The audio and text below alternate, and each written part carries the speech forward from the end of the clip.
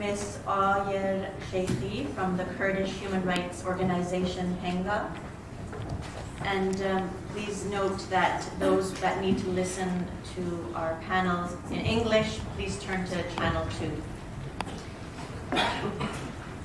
Dear attendees, as my colleagues here talk about the plight of other national minorities in Iran, I am here today to address the situation and ongoing struggle of the Kurdish people under the control of the Islamic Republic of Iran. With a population of nearly 12 million, Kurds constitute approximately 15% of Iran's total population. Since the Islamic Republic took power in 1979, Kurds have faced a significant challenge rejecting the government in a referendum. Consequently, Kurdistan became a battleground with the government waging war under the guise of jihad. This ongoing conflict has resulted in thousands of Kurdish deaths and forced migrations. Additionally, 1,586 Kurdish political prisoners have been executed, and dissent against the government beliefs is strictly prohibited in Kurdistan.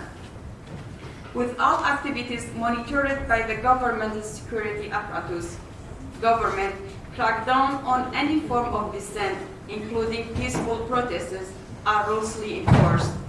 As we saw during the Women's Life Freedom movement in Kurdistan, the government deployed shotguns, heavy weaponry against civilians. In some incidents, even tanks were seen in the cities. These crackdowns resulted in the deaths of over 140 individuals, including children and women, with thousands more injured.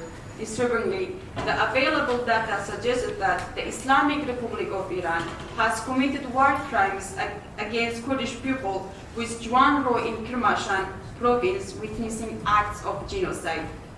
As Kurdistan has historically been a security concern for the Islamic Republic of Iran, crackdowns and suppression of Kurdish people have intensified, especially since the emergence of Women's Life Freedom movement.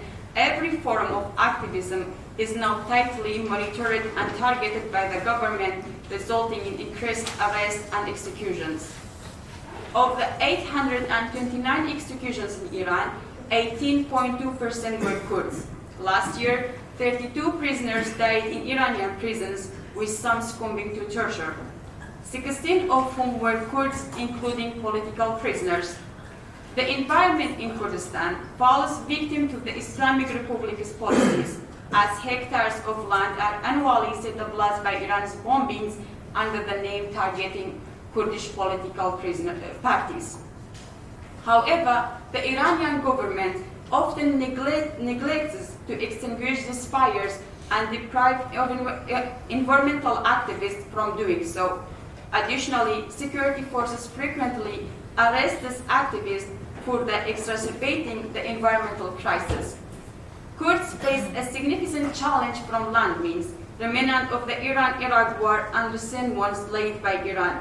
In 2023, 96% of the landmine victims were Kurdish, highlighting the disproportionate impact on the Kurdish population. Decades of the Islamic Republic's security measures in Kurdistan, combined with limited development and job opportunities, have led to the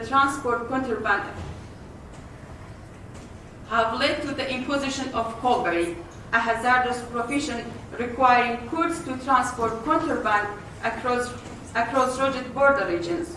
Coalbearers, aged 13 to 70, endure perilous journeys on foot or horseback for a major pay, often facing gunfire from Iranian forces, especially in remote mountainous areas. In 2023, 334 Kurdish coalbearers and traders were killed or injured, a 15% rise from the previous year. The Kurdish language, a fundamental to cultural identity, faces systematic suppression by the Islamic Republic of Iran, with educators and activists advocating for its preservation subjected to arbitrary detention and severe penalties, including death sentence like that of Farzad Kamanger. In 2023, pressures intensified with 8 teachers sentenced to 36 years in prison and 80 floggings, underscoring the ongoing struggle for linguistic rights and repression for Kurdish activists. Despite the pain of losing family members to government actions, justice-seeking families in Kurdistan often face torture and threats to remain silent about their loved ones' deaths. Following the Xinjiang Azadi movement, the number of justice-seeking families has increased to the violence perpetrated by government forces during protests. Despite the intimidation tactics, these families refuse to be silent and continue to demand justice for their deceased relatives.